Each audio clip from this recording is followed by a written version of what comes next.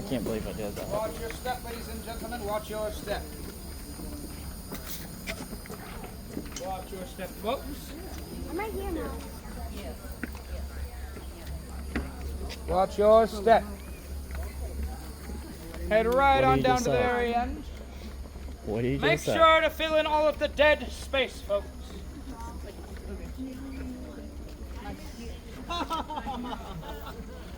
Watch your step, folks. Watch your step. Mama, there's red and orange ghosts everywhere.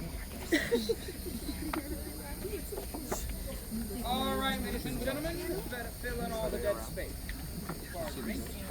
All right, folks, welcome to the wonderful Talamato Cemetery. Now, this is the one place I would recommend taking as many pictures with the flash as you possibly can. This is where we capture about 75% of our evidence here at Ghost and Gravestones. Please, take pictures. We're here to find evidence. The first thing I'd like to bring to your attention is the gigantic oak tree in the center of the cemetery. Do we all see that? Yes. Yes. Now look directly to the left of that tree. Do you see that stone pillar? Yes. On top of that stone pillar, there is the bust of a man. His name is Bishop Augustine. Please keep him in mind at the back of your mind, because I have a very gruesome story about him later to tell you all. So, first thing I'd like to do is introduce you all to our youngest resident here at the Talamato Cemetery. He is the apparition of a boy whose name is James P. Now, if you look to the left of the cemetery all the way, there is a gigantic oak tree right next to the gate. That is known as James's tree. Now, during life, James loved to climb that tree. That's actually how we believe he met his very gruesome fate. He was climbing that tree one day when he slipped, lost his footing, hit the ground below, and broke his neck. He was only 5 years old when he tragically passed away. I know. We will be seeing his tombstone a little bit later. Now, James, he loves to interact with children a lot more than adults do. You, look for James. Would you be brave enough to play a little game with James if he asked you to? Maybe not. Maybe not. Okay, understandable. Well, speaking of bravery, there were two boys who went into the cemetery one day thinking that they were big, strong men and ghosts weren't real. Let me tell you how that wound them in. But they decided that they were gonna take a camping trip to our wonderful Talamato Cemetery in order to disprove all the ghost stories that we have attached to here.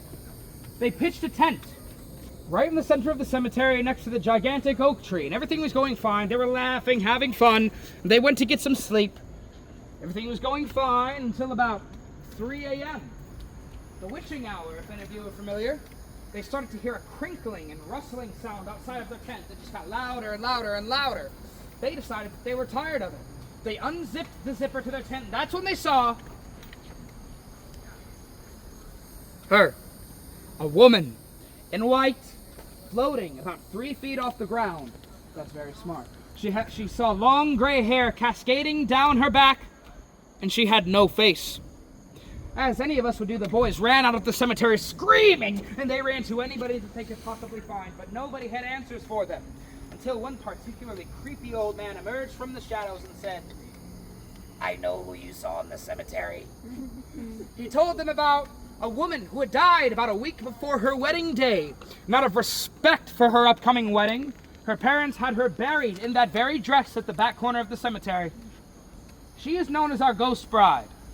Take as many pictures as you possibly can, folks, for we will be going into one of the most haunted buildings in the entirety of St. Augustine, the old drugstore. What do we think of that, folks? I feel scared. Now, please watch your step and use the handrails as we dismount the platform. Follow me.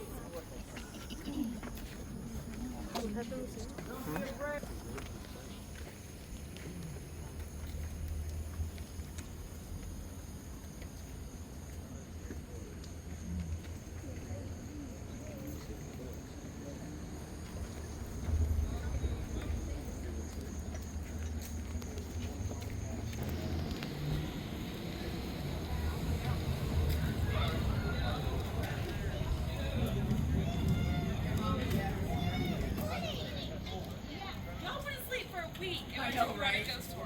No way. That would be the problem. No way. Ghost, you take us to react. Yeah, because the gravestones are right there. It is.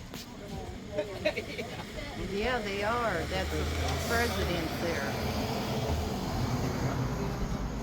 Drugstore. Now this building is restless.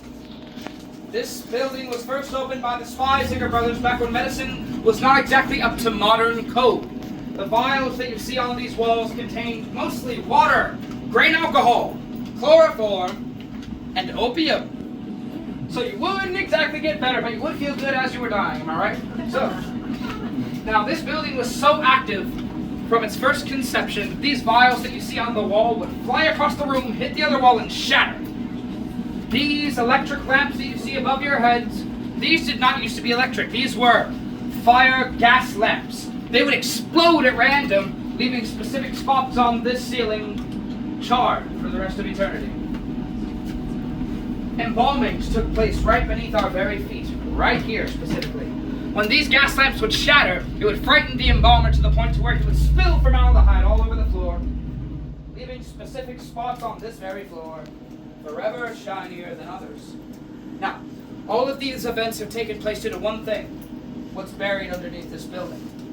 They built this building directly over the resting site of Chief Talamato himself.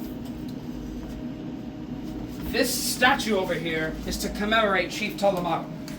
It's said that if this is ever moved, broken, or tampered with, well, there goes St. Augustine, ladies and gentlemen. All right, folks, now, take as many pictures as you can, but we are going to be heading further back into Potter's Wax Museum, into the Chamber of Horrors. Now, these wax figures are said to move, and if you look into their eyes, you can see them shift, so please be very careful. Do not touch or mess with these wax figures at any point in time. If you do, you could be paying up to $1 million a wax figure if one of them are damaged. Can we do that, folks? Yes. All right, thank you so much. Follow me, ladies and gentlemen. Pardon me. Follow me back to the chamber.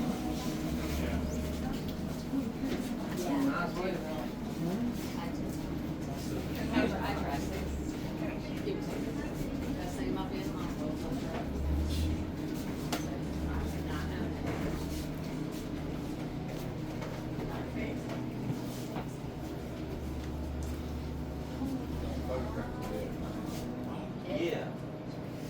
I want the Richard Nixon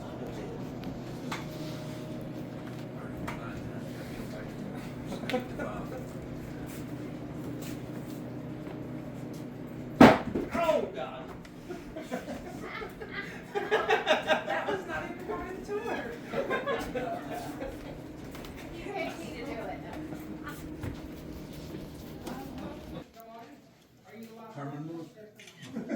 Come on in, folks, come on in. Pardon me? Yes, after that. Come on. All right, folks. Can I have you all move towards this way? You will be able to see a lot better and have a much better time if you move towards this way. All right. Welcome to the Chamber of Horrors, folks. Come on in. All right. Welcome to the Chamber of Horror, folks. Now, I mentioned before that those vials on the wall contained water, grain alcohol, and opium.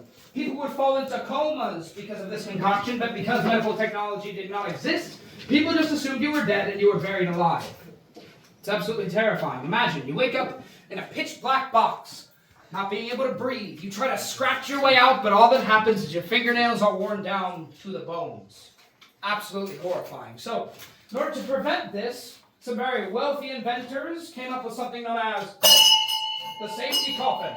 The safety coffin consisted of a normal casket that had a bell at the top. We would put strings through a tube and attach them to your arms, your legs, anything that would flail as you wake up. Now, if you happen to be saved by one of these contraptions, you would have happened to been saved by the bell. Yes, that is where that came from, folks.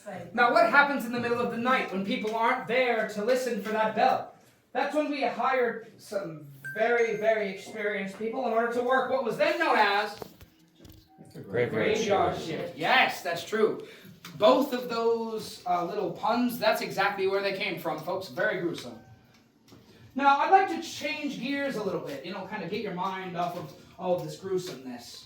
Who likes pirates? Raise your hands. Pirates? Come on, anybody like pirates? Well, in 1684, pirates plagued the coast of St. Augustine. They took the Spanish's goods like taking candy from a baby. However, one group of these pirates got very, very sloppy, and they were captured off the coast of Volano Beach here in St. Augustine. This was none other than Andrew Ransom and his men. Now, his men, they got off easy. They were just made to help finish the construction of the Castillo de San Marcos. However, Ransom, he had a much more gruesome fate awaiting him. He was to be garroted in the public square. Does anybody know what a garrote is? Anybody?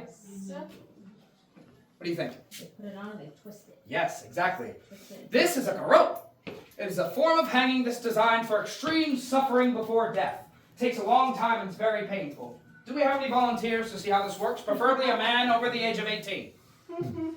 Anybody? Let's see here. You, sir. Sure. You're going to be my Andrew Ransom. Head on up. Leave that with you because you will not need it where you're going. Put your back right to the front of that post, right to the front of that post. All right, ladies and gentlemen. Now, this is Andrew Ransom. Everybody wave goodbye. So, this was a huge event in St. Augustine. It was a family event. People would bring picnics. Now, the governor, the clergy, the townspeople were there as the executioner announced the names and Andrew! You have been found guilty of the crime piracy, and you have been sentenced by the governor to die on the garrote in the town square.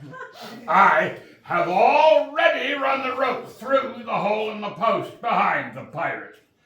Now, I bring the rope around your thieving throat and tie it to the wooden baton behind the post.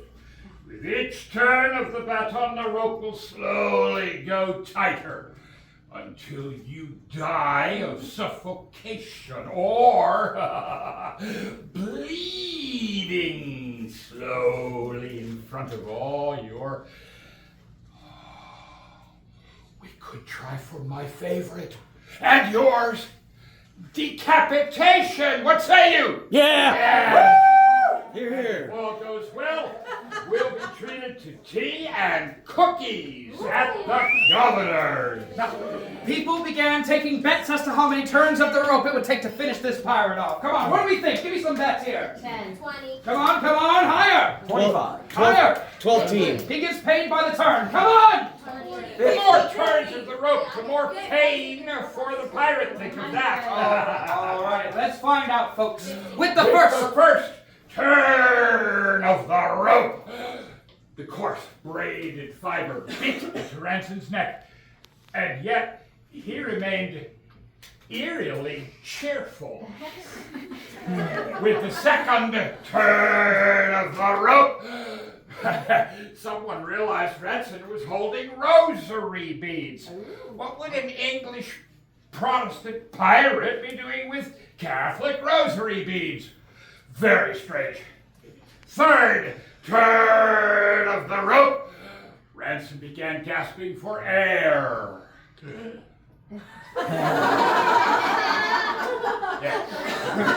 Fourth turn of the rope, the rope finally tore his skin. The blood began. Fifth turn of the rope. The rope broke, and Andrew Ransom took in a huge breath of air. Sort of. And the crowd, as one, gasped. Thank you. And suddenly out of the crowd stepped a priest who declared we had seen a miracle. Mercy. And the priest ushered Ransom to the steps of the Catholic Church. Once they reached the church, the priest granted Ransom sanctuary safety.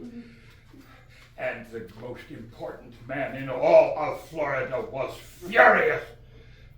Our governor expected to see Ransom suffer 70, 80 turns of the rope and then die. But no, the governor sees Ransom on the steps of the Catholic Church smiling. Andrew Ransom lived safely in our Catholic Church for many years, some say even helping St. Augustine. I say to you, if he helped St. Augustine, It was to further his plan for revenge against our good governor. Boo? Boo! You remember I said Ransom was seen holding rosary beads. They'd been given to him the night before by a young girl who had access. Ransom did, in fact, help St. Augustine. He was a master builder. He worked on the completion of the Castile. And doing that, he felt, gave him privilege. In 1702, Ransom petitioned the governor for freedom, and the governor released him. Right away, Ransom went in search of the girl. And when he found her, he married her. Yay? Boo? She was the governor's only daughter. Oh. And their descendants live in St. Augustine now. Jerry, You're Jerry, now Jerry. of the moment. Pray not here this evening. Oh, because that day in 1684 in the town plaza, the English pirate was saved by some miracle. Nonsense! The pirate was saved by an unholy twist of fate. All right, ladies and gentlemen, now I think we have to get out of here because the next time he does this, it will work. Trust me. Excuse me. Come on, we have to get out of here. You won't get me this time. The last time I was in the hospital for a month. Not this time. Come on, follow me now. Run away!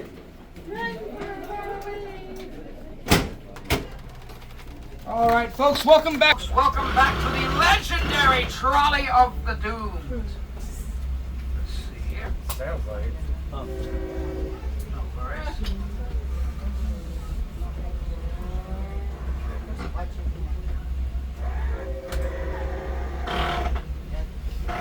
Scariest part of the whole trip. All right, folks, now, what did we think of the old drugstore and Potter's Wax Museum? I'm surprised you made it out of there alive. Yes, I was trying to sacrifice him. It did not work. It usually does. But, now, in case you were interested, your executioner's name was Bill. I know, a weird name for an executioner, but just roll with me here, okay? Now, do you all remember when I told you to keep in mind that bust of Bishop Augustine Varro? Sure. When we were on the platform? Anybody raise your hands if you remember that. Now, here is his rather disgusting story. Back during the 1870s, tragedy struck St. Augustine when our beloved Bishop Augustine Varro sadly passed away. Now, he was one of the most charitable and noble men in the entirety of St. Augustine. So, numerous people from surrounding cities, as well as St. Augustine, wanted to come to his funeral. However, people traveled by horse and buggy back in the day, so it was going to take them a long time. And what is it like in June in Florida? Because this is when it was. Yes, very, very hot. We had to find a way to preserve the bishop's body. We placed him on top of a bed of ice and sprinkled him with Spanish moss.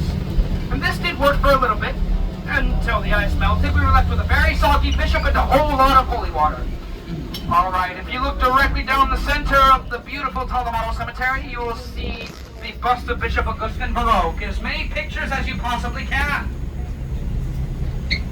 And next up, a little bit more forward, you will see the tiny grave of little James Pete.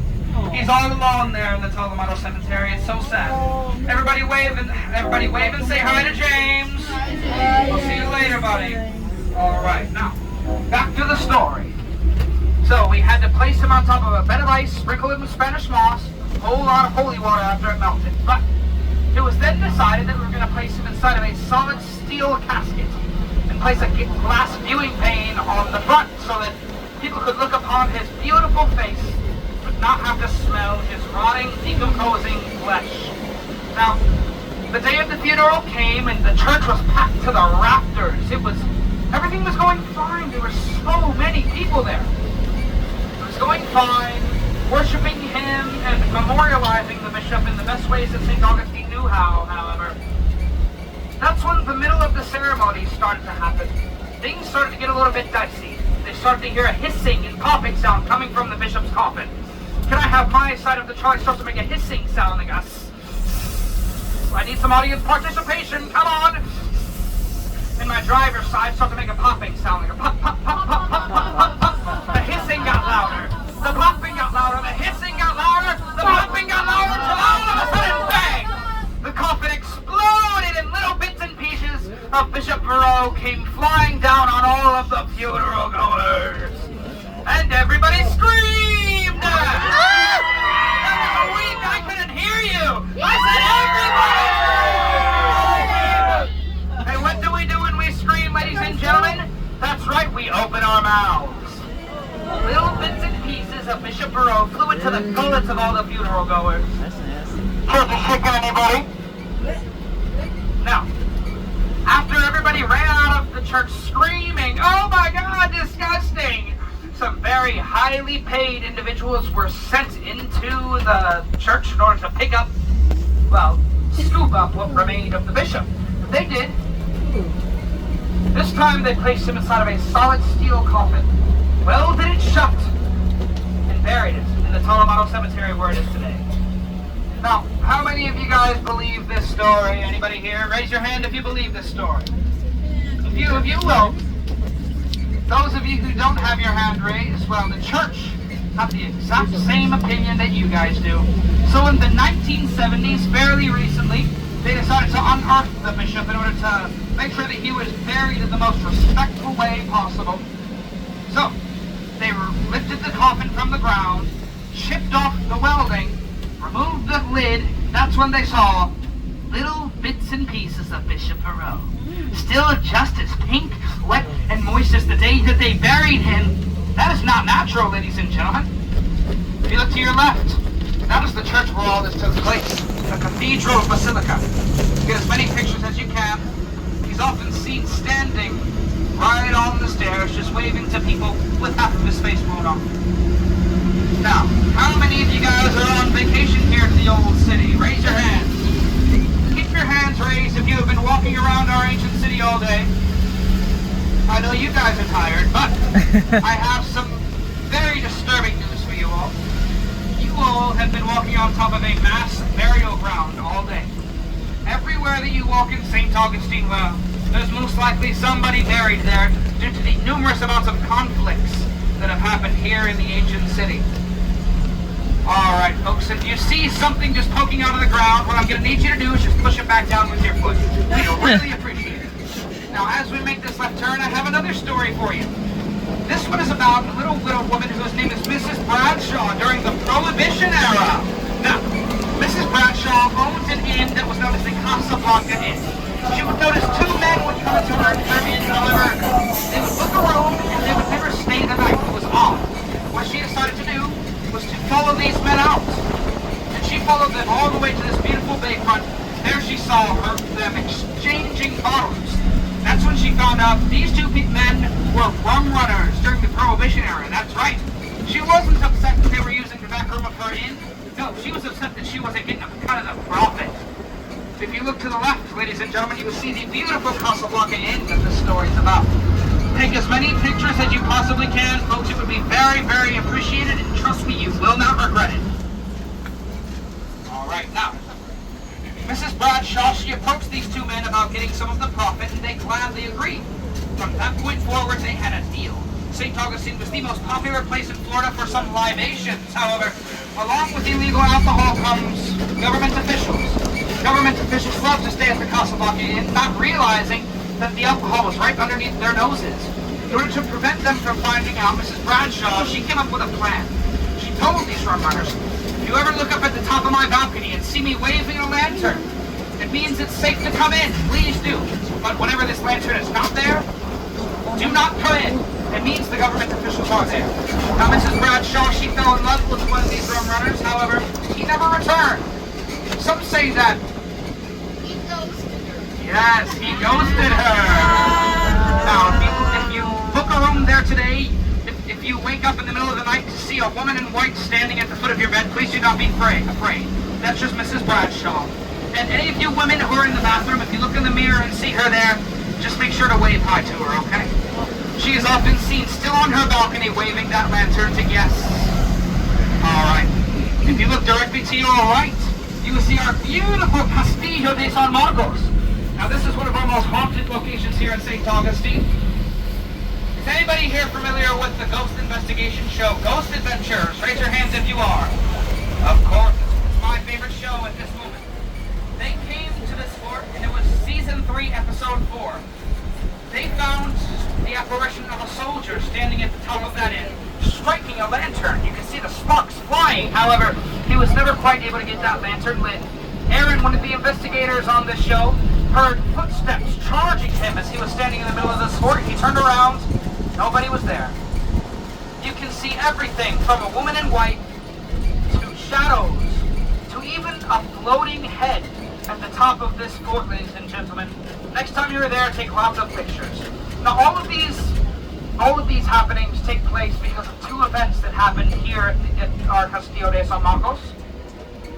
The first one takes place back when this fort was under U.S. control under the command of one Sergeant Tuttle. Now, Sergeant Tuttle, he decided that he wanted to do some spring cleaning in his fort, just make everything look all pretty. So, what he decided to do, he sent his men up to the top gun deck in order to rearrange all of the cannons. They were rearranging everything, making everything look good until they got to the final cannon, the biggest cannon, the heaviest cannon. The crew pushed and pulled on it, pushed and pulled, but it just wouldn't budge. The crew started to hear a cracking underneath their feet. Then the cannon bursted through the roof and hit the floor below. Sergeant Tuttle, he screamed at his men, "Go get my cannon!" And they did. They looked everywhere in the Castillo, but they couldn't find it. That's when Sergeant Tuttle decided it's in a hidden room somewhere. His crew tapped on all the walls until they got to one that was hollow. Those men took sledgehammers and burst it in the wall. But the first thing that they encountered was the smell of 1,000 roses, eerily enough. So, they brought the cannon up, but the crew noticed that they were crunching on something underneath their feet. It was bones. Lots and lots of human bones. If you ask the National Park Service, they would tell you that these are strictly animal bones. However, that's not the case. No. Here's what we believe happened. Now, back during when this fort was under Spanish command, it was under the command of one Commandant Garcia Marti. He had a beautiful wife whose name was Dolores Marti. Now, Dolores' favorite 2 things were 1, rose-scented perfume, and 2, the Commandant's second in command, if I'm being quite honest with you. Sergeant Marti, he found out about this illicit love affair, but he didn't like this, no. He decided that he was going to stick them inside of a little forgotten place in the fort. He was pouring them in, 1 coquina brick at a time. You can still see where the shackles were on the walls if you go into that fort. You can still head into that little forgotten place, folks. And as he was sealing the last brick, he yelled at them, "You guys want to be together forever? Fine! Be together forever!" He sealed them in for the rest of eternity. Need I remind you, folks, Dolores' favorite scented perfume was rose-scented. That's what those soldiers smelled as soon as they bursted into that little forgotten place. You can still go there during the day, and I highly recommend that you look for those shackle marks on the back wall, because they are still there. Alright, folks, now, we're approaching my favorite part of the tour. This building is listed on the National Registry for Haunted Places. Numerous paranormal investigation shows have happened here, including but not limited to ghost hunters, paranormal seekers, and kindred spirits. This building was created to contain some of the most nasty evils in all of the United States. I would like to introduce you all to the old jail. Welcome to the old jail, ladies and gentlemen. Now, like I mentioned before, this beautiful building contains some of the most evil people known to mankind. And once you drag the bodies out, the energy doesn't just leave with it, no, it stays. It leaves an imprint of all of the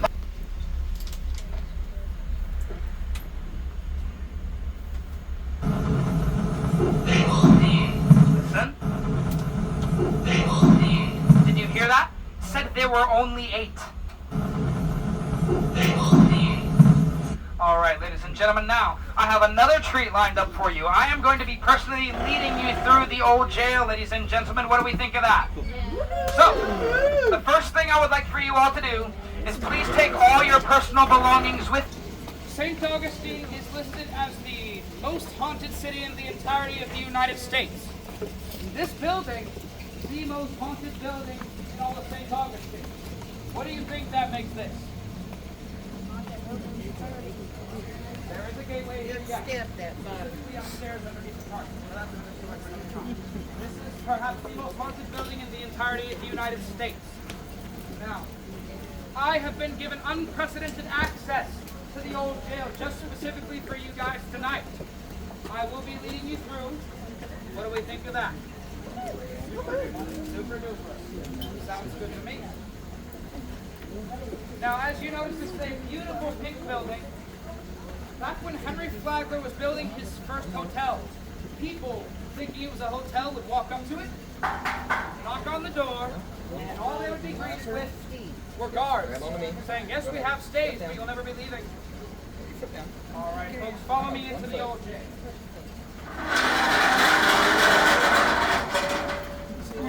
Folks, follow me in. Follow me. Oh.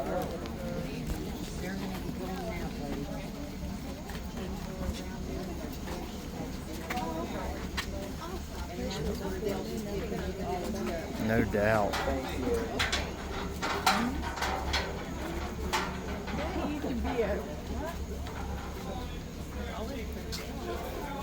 No, I mean, This is where our safety. No, I'll see it.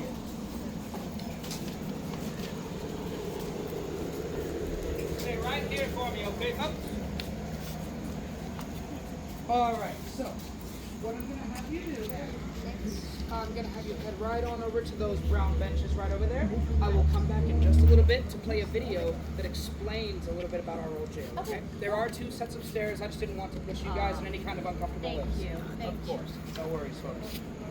Trying to give you guys a great experience. I appreciate that. That's nice. Of course.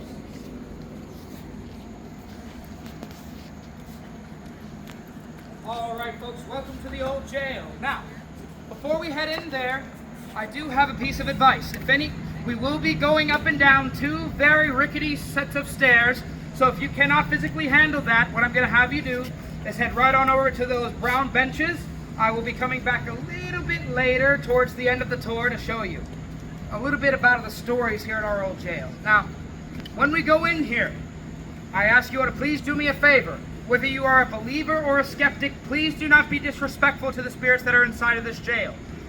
They have been known to be very violent, very aggressive to people who disrespect them.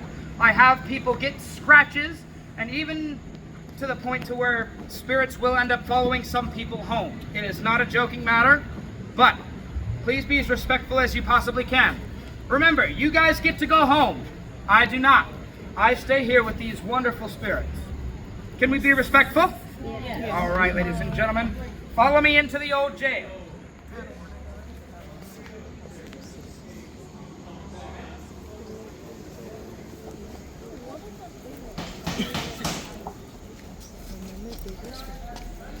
Oh, I'm going big.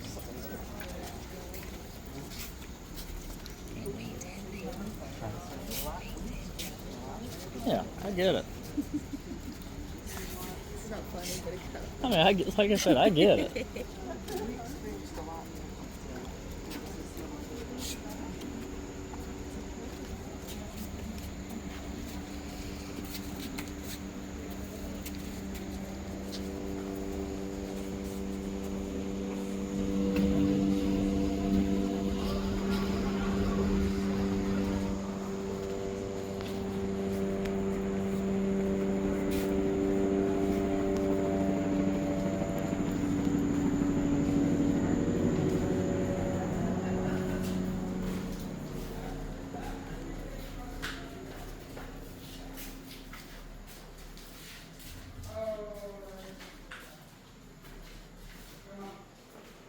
Head right on down to the side.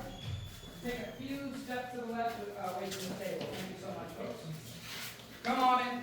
Oh, come on, man. Come on in. All right, now I need you guys to fully come in the saddles. Thank you. Head right on down to this way. Head right on down to this way. Now, I have to go check on that light before I can lead you through here, so please stay here. Do not enter any of these cells, ladies and gentlemen. It is very unsafe. I'm going to go figure this out. Stay here, okay? Do not follow me. I feel like we're going to walk in the cell.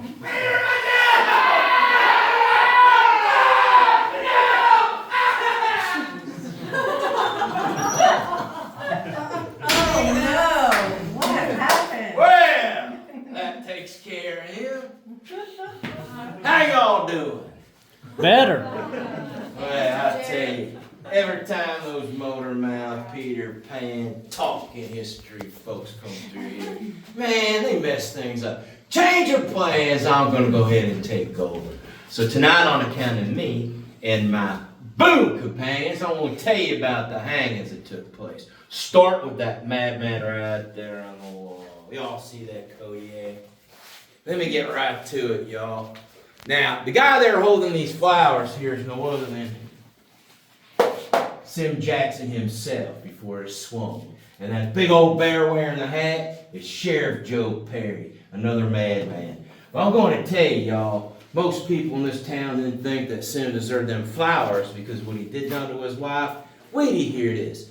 Him and his wife just get married, right? Got into this fight a few days later that was so bad, there was a crowd of people in front of their place. And they're peeking through their window to see if everything was all right. It was not all right. He had his wife pinned down on the ground, a knee on top of her, they say, and he was hitting her with something. Now, they couldn't make it out, but they noticed that blood started slinging all over the walls. And they looked a little closer. They said, man, that's a shaving razor.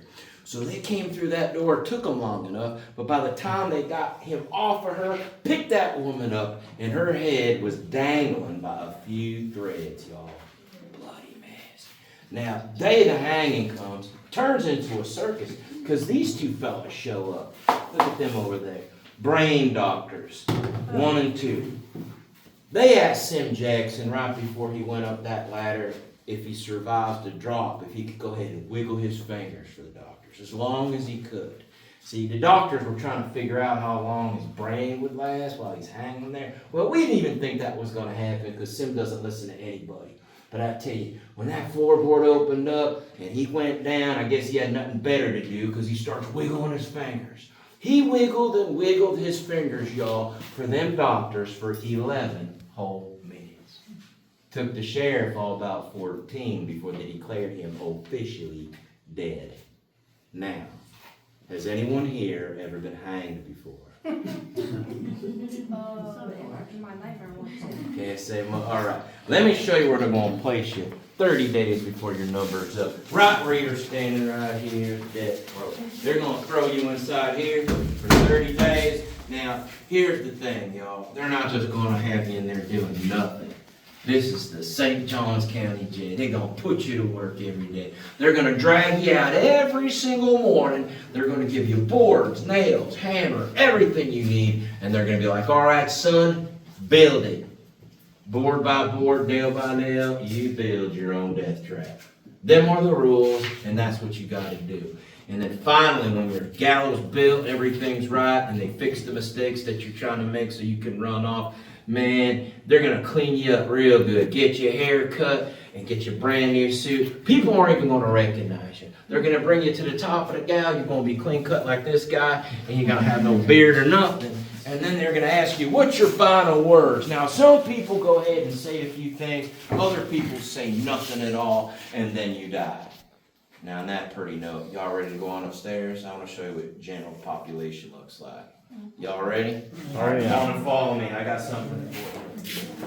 Come on, watch your step. Come on all the way up.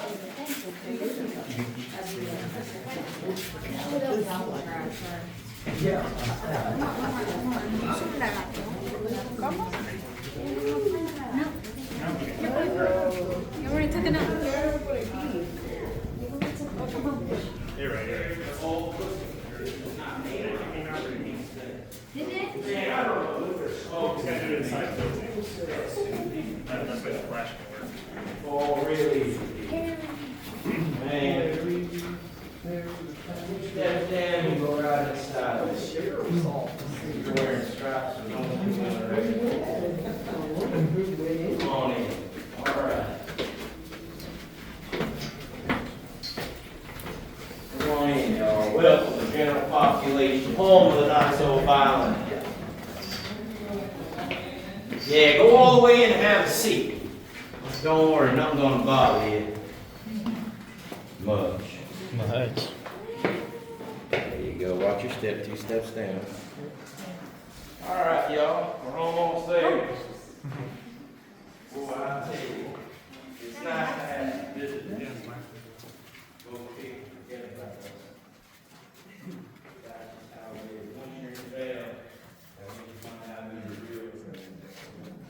Man,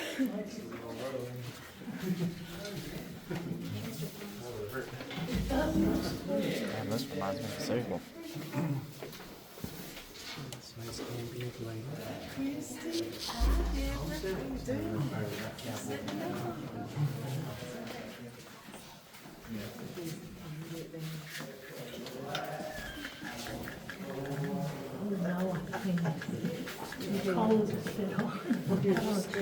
Just so y'all understand, this just was the general population. This was all our chow hall. We would sit down and eat some food here. Nothing to brag about. Mostly beans and coffee.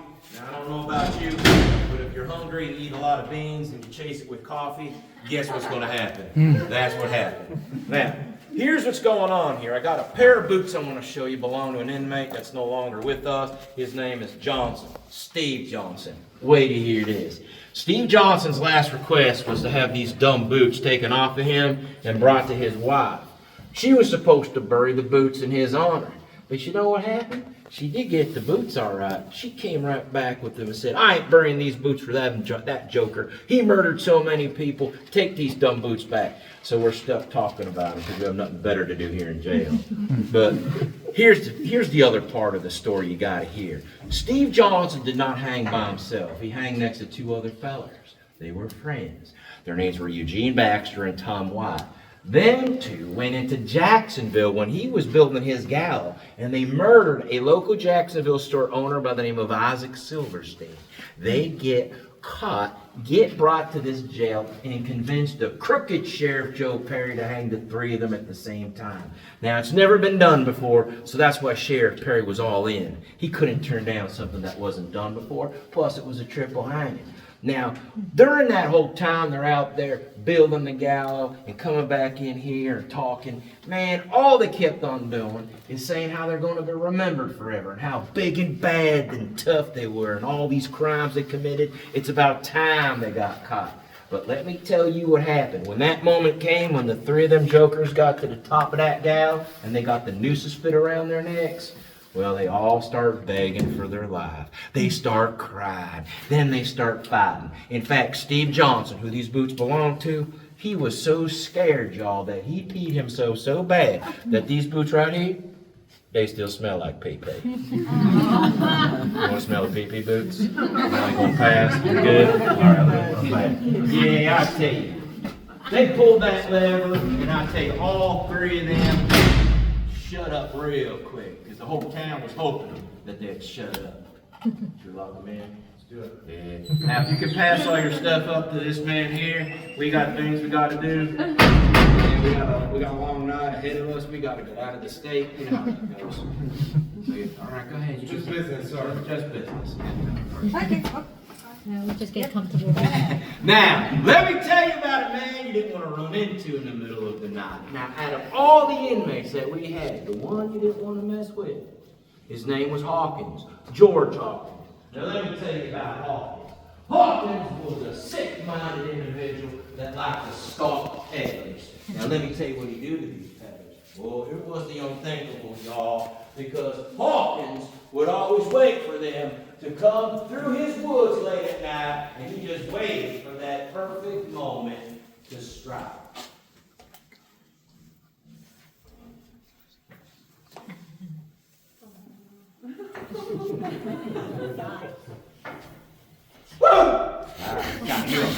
That was pretty weak, but that's all right. Now listen up.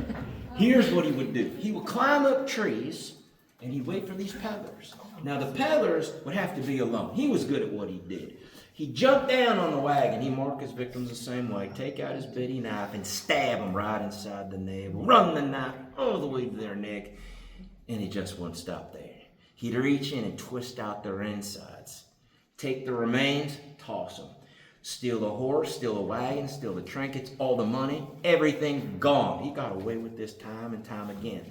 But the last victim, Charles Joseph, a Syrian peddler, we don't know what happened, but half of that man came back into town with a buggy soaked in blood. Horse was full of blood. The trail of that man's guts all the way into the middle of the woods. So the sheriff, all he had to do was get his deputies and the hounds on the scent, follow that trail all the way in, and lo and behold, right at the end of it, looking guilty as ever, Georgie Hawkins with a big old smile on his face.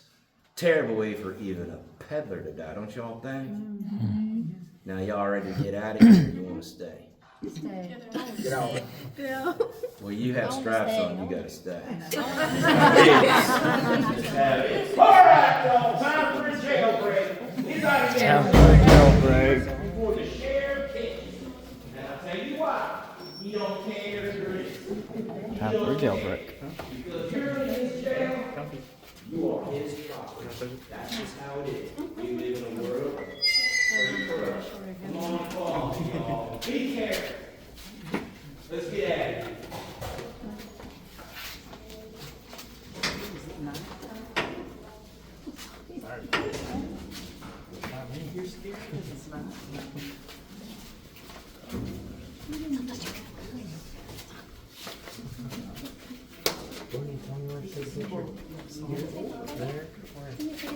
Down here. Here we go. Oh, no. Delete the action.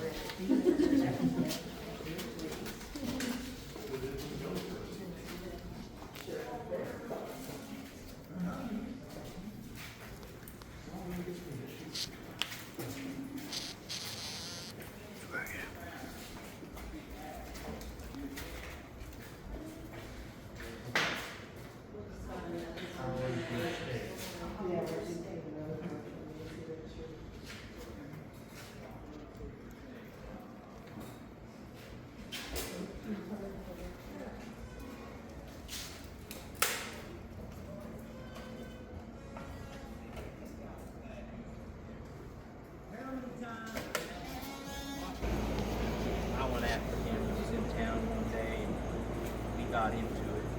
Felt the words exchanged and then we start throwing hands and one thing led to another. I ended up pulling out the pistol and I shot him. Now, here's the problem. You can't murder someone here in town even if people think it's justifiable. It ain't gonna happen. So I ended up getting a hanging date. And that's where my story begins. Now, y'all remember I showed you death row inside of the jail? Well, that's death row from the outside in, right behind you. That is the window there. On the day of my hanging, I pass out in that cell. I was out cold. Sheriff Perry, he thought I was faking, trying to go for a postponement. So he drags me all the way out here. Now, I don't remember much.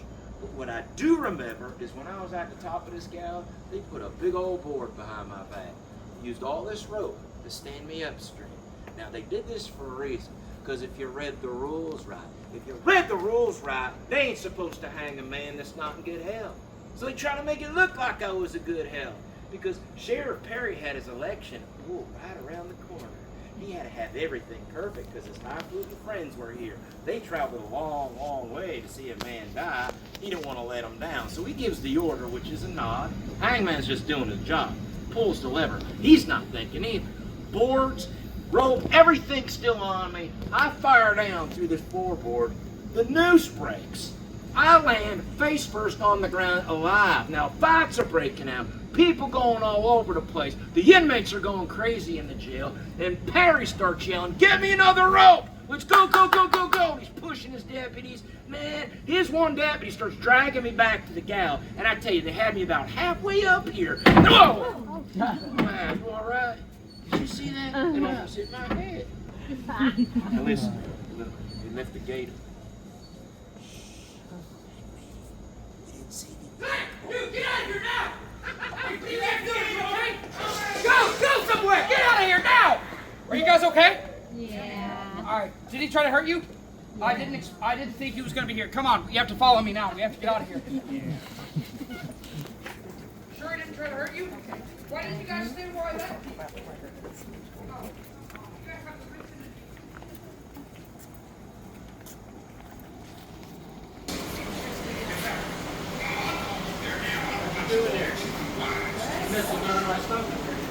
Did we enjoy our time in the old jail? Yeah. All right, I'm so sorry about that crazy prisoner. His name was Fran, just in case you were interested. I know, crazy name for a prisoner, but again, work with me here. So, did we enjoy the old jail? Yeah. So, who of you would be brave enough to spend a night here at the old jail? Raise your hands. Now, for you crazy people, we do offer something known as Old Jail After Dark. This is a paranormal investigation where we give you guys REM pods, EMF detectors, recorders, temperature gauges, real paranormal equipment. We cut you loose inside of this jail from about 12 to 2 a.m. so you can see what really lies inside of these shit cells. I know. Here's one of them, but besides him. So, I am sad to report our Ghost and Gravestones tour is quickly coming to an end. Everybody give me an aww. Now. Alright. I do have one final story for you guys, and it takes place all the way back in 1565 when St. Augustine was first founded. In 1565, when St. Augustine was first founded, the Spanish settled in this area because they found it. They thought it was a very good place to be. Ponce de Leon, if you guys are familiar. But the French, they didn't exactly like that. So the French sent about 600 French soldiers down to St. Augustine in order to try to capture this newly founded territory. However, the French encountered something on the way down here that most of us here in Florida know very, very well. Hurricane season. Yes, a hurricane erupted off the coast and smashed their ships to pieces. Out of the 600 sailors that sailed that day, only about 100 had managed to survive and swim to shore. Now, please stay seated, folks. Now, the Spanish here in St. Augustine, they told the French, look, we don't have any food supplies or anything for you, so here's a choice. Either join us and become a Catholic, or die.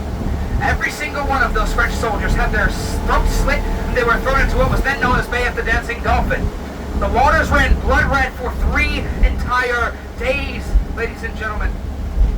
Now, due to all this bloodshed, the bay was then renamed Bay of the Dancing Dolphin, ladies and gentlemen. It is directly over there to your left.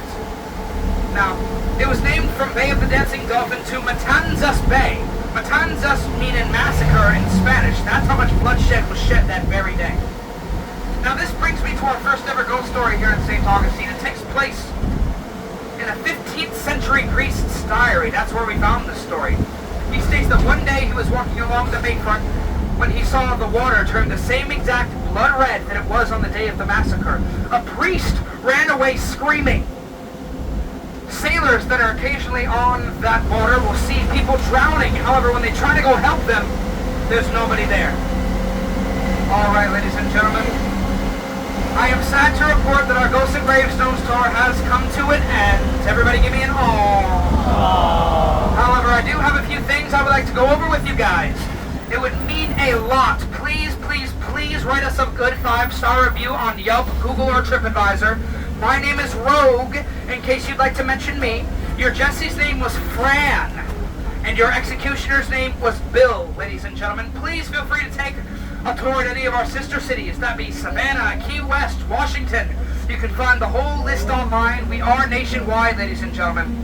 Now, I do have the most terrifying story of all to finish for you, ladies and gentlemen. Let me introduce you all to the wonderful, mythical Mortician's Hat of Gratuities! Now, it's said that those who give to the mythical Mortician's Hat do not have spirits follow them home. As for the rest of you, I really can't be too sure. Plus, I am a very poor Flagler College student, so it would really help me out a lot. Thank you so much, folks. I will leave this Mortician's Hat right up here at the front for you.